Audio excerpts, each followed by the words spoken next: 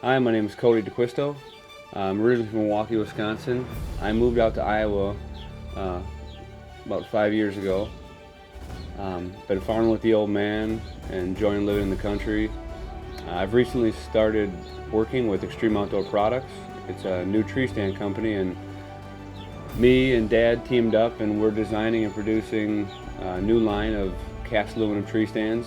It's a really good fit for me because as far as I can remember, my dad always had the tree stand business and I grew up in the industry and always around it. So I'm looking forward to see where that takes us. I enjoy weightlifting. I competed in bodybuilding a few years back. I also enjoy various mechanics, working on trucks and things of that such, but when that's not occupying my time, I'm hunting whitetails, and I'm thinking about hunting whitetails and what I need to do for the next season and things that need to go into the properties. The last year I've spent training my Chocolate Lab Jed to retrieve shed antlers. It's been turning out to be quite a fun thing. He's getting pretty good at it. At a year old, he's been scooping them up left and right this year. I started hunting with my old man, I'd say I was about 13 years old. It consumed Dad's life for a long time, and I don't think my addiction really took off until I shot my first buck deer. It was a big 10-point, but what really hooked me on that deer was the fact that I had seen him multiple times. He actually busted me in the tree stand multiple times, and I was persistent on that one deer. And Dad kept trying to tell me, well, let's go hunt the other side of the farm. There's some good deer over there that we can shoot. And I wanted to stay in that spot. I wanted to get a crack at that deer, and I was gonna wait till the last day if that's what I had to do. But when I finally got in front of that deer and I put an arrow in him and killed that deer, that experience is why I'm addicted to whitetail hunting. Growing up with my old man, hunting was everywhere. It was everything. It was just normal, everyday deal. I really took shooting my bow to the next level this year. I never really did a lot of practicing or everyday shooting or target practice for that matter. I was always kind of the guy that just picked his bow up a couple days before the season and went out. But this year I really tried to hone my skills with the bow and push the yardage out a little bit and tried to get more consistent and practice a lot for this upcoming season.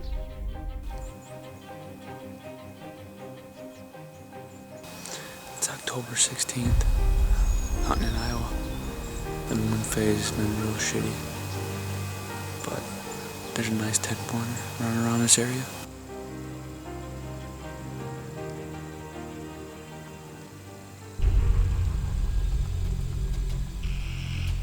Hunting for the Big Ten, I caught a glimpse of a stud 9-pointer, and it would have been hard to let him go in search of that Big Ten.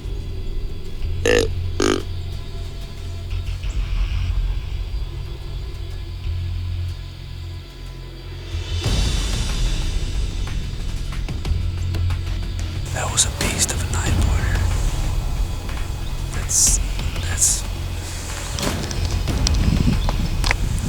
That 9 is probably easy 160s, real tall times. There was one in front of him that looked a little bigger. I don't know what it was. I tried to grunt at him a couple times, but he wasn't having it.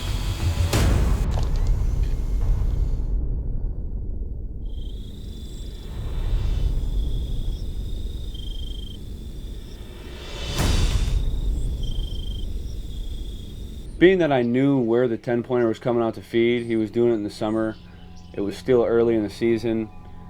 He was still on his same patterns and routines. I knew that if I stayed in the vicinity of that bean field, I'd get a shot at him sooner or later, or see him sooner or later.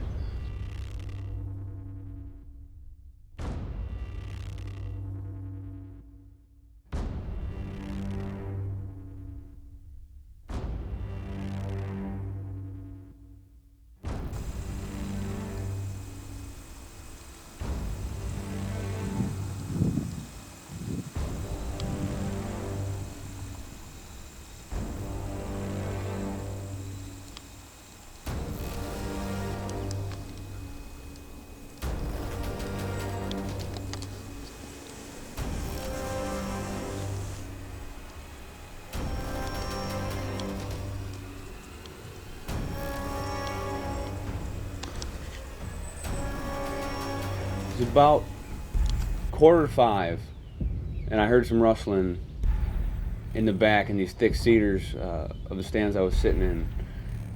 And I figured it was going to be some does. It was pretty early. I still haven't seen the Big Ten.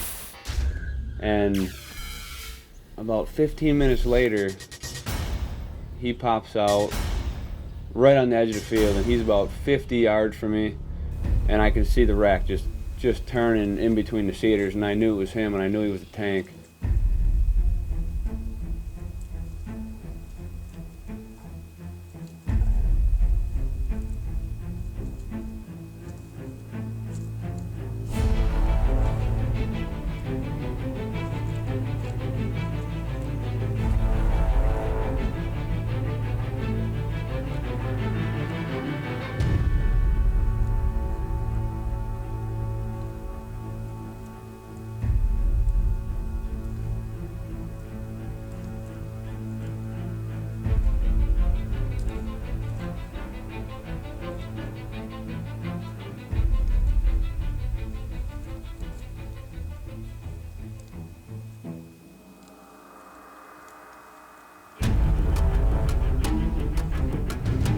He slowly inched out into the little strip of turnips we had planted right alongside of the beans, ate a little bit, and finally made his way over to give me a 20-yard quartering away shot.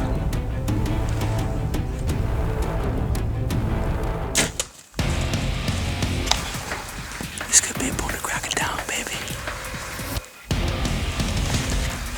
I hope this thing.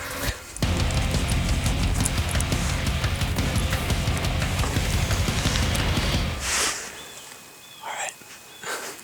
It's a dandy 10-pointer.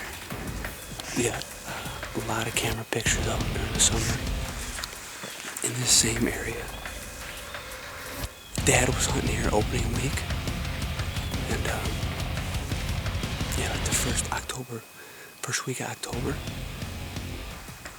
he had this deer come in at 12 yards in the same area. He passed it up. He said my luck could be 169 and 5/8. That guy's truly sickening. So he said, Cody, kill him. We'll put the tape to him. Well, I've been hunting here for the last week, bouncing around the area, and sure as shit he comes out tonight. I hit him far back. I hit him pretty far back. I hope I got liver. I really hope I did. He was quartering away, which is pretty good. I gotta check out the area. This could potentially be my best bow kill to date.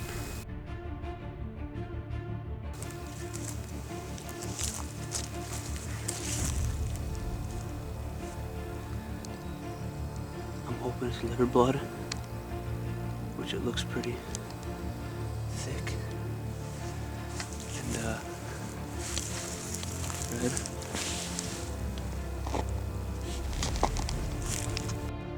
After shooting the Big Ten, I was just super pumped. So I just backed out. I got out of the tree stand, went back to the house. Dad was hunting. I didn't want to bother him. I waited till he got in. We looked at the footage. As soon as we both looked at the footage, we knew there was no question about it. But we took up the trail, and he didn't go 80 yards. I mean, he barely made it to the woods and toppled over right inside the timberline.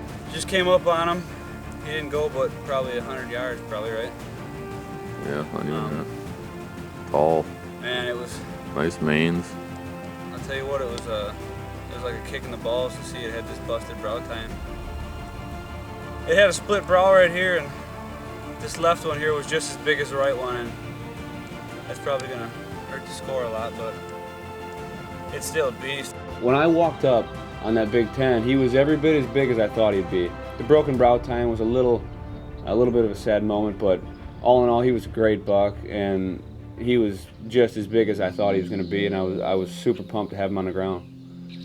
After shooting the Big Ten in Iowa, I immediately headed down to Illinois. I didn't want to waste any time. I had been down there the first week of October, and it was a little slow, but I knew it would pick up if I gave it just the right amount of time. wasn't seeing anything of the caliber that I wanted to shoot. A lot of deer in that 130, 140 range. Just it was getting pretty miserable for a while there, and then I spotted him. A typical 12, just beautiful deer, 180 plus. You know, the kind that you dream about.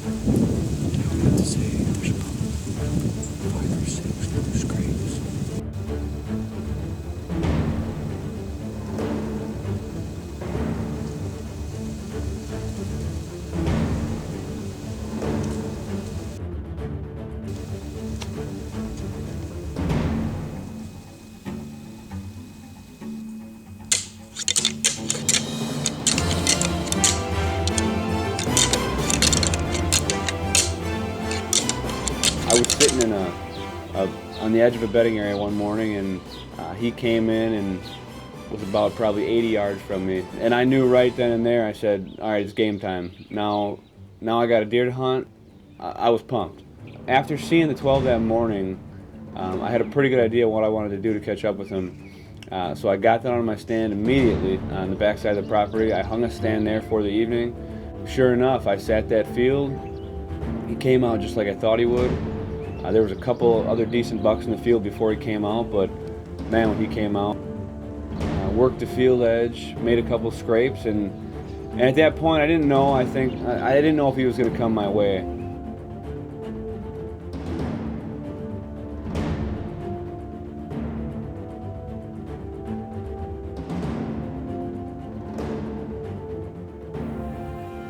I set the stand up on what looked to be a pretty primary scrape on that field, so I was a little excited when I seen him working scrapes. I thought maybe he would eventually work down my way.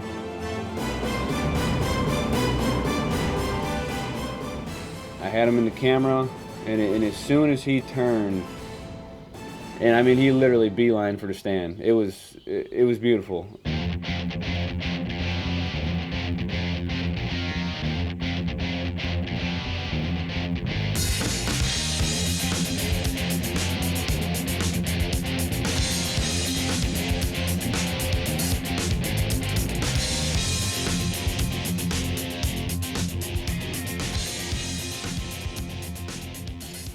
He got to within 20 yards.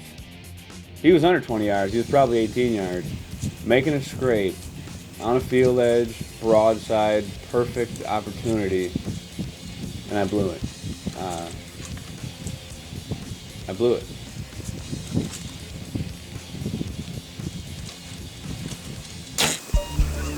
I cannot believe I just did that. The buck that I've been after, I just had him at 20 yards. Working a fucking scrape at 20 yards. And I shot him in front of the shoulder. I don't know what the fuck I did.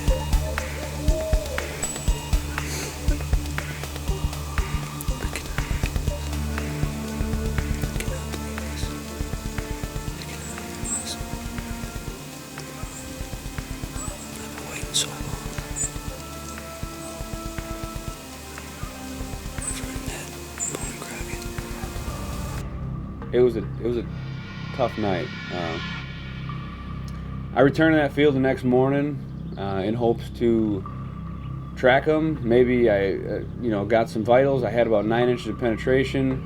My arrow snapped off. I had a little bit of blood going into the beans. And as I get to the bean field the next day, the combine's out cutting the beans down. So there goes my blood. I had no blood to look after.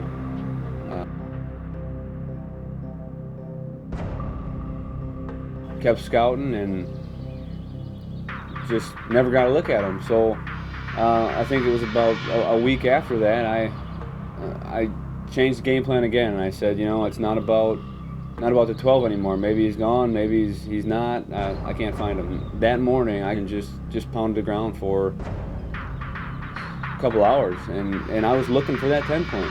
And finally, I was coming up over a little thicket and a knob in the hedge timber, and I kicked him right up off the knob, and I knew then it was game time. I immediately set up on him, backed out, waited till the next morning, and slid in and.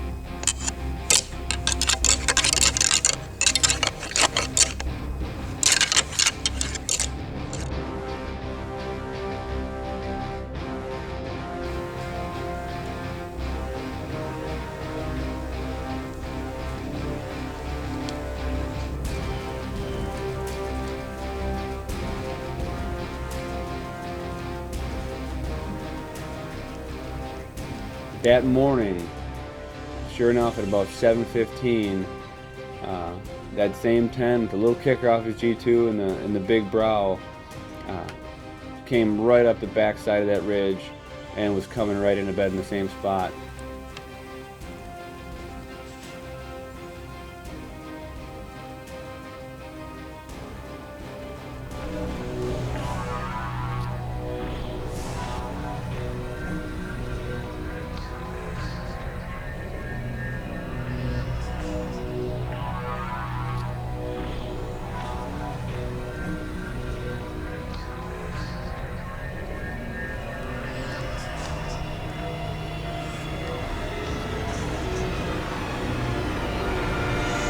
He came in, it was picture perfect. He skirted outside of me a little bit, but he ended up coming right in and a little closer than I had anticipated with the camera.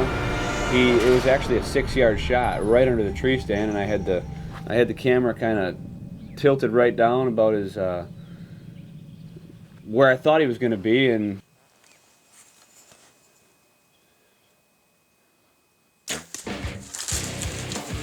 Rick, you got your camera set up, you got your, you're ready for him, you make the shot, and then you look down and you screwed up. But that happens, and he was a good buck. He wasn't the 12 by any means, but that was the next biggest buck I seen on that property, and I wasn't going to wait around all year for something to maybe come in that was bigger. Well, I just pounded my second buck of the season. I'm in Illinois. It's November 3rd. I haven't got down and looked at any blood or anything like that yet, but I'm pretty sure it's a fatal shot. I put down a nice 170 class 10-pointer in Iowa, just missed Boone Crockett. And I'm hoping this one will be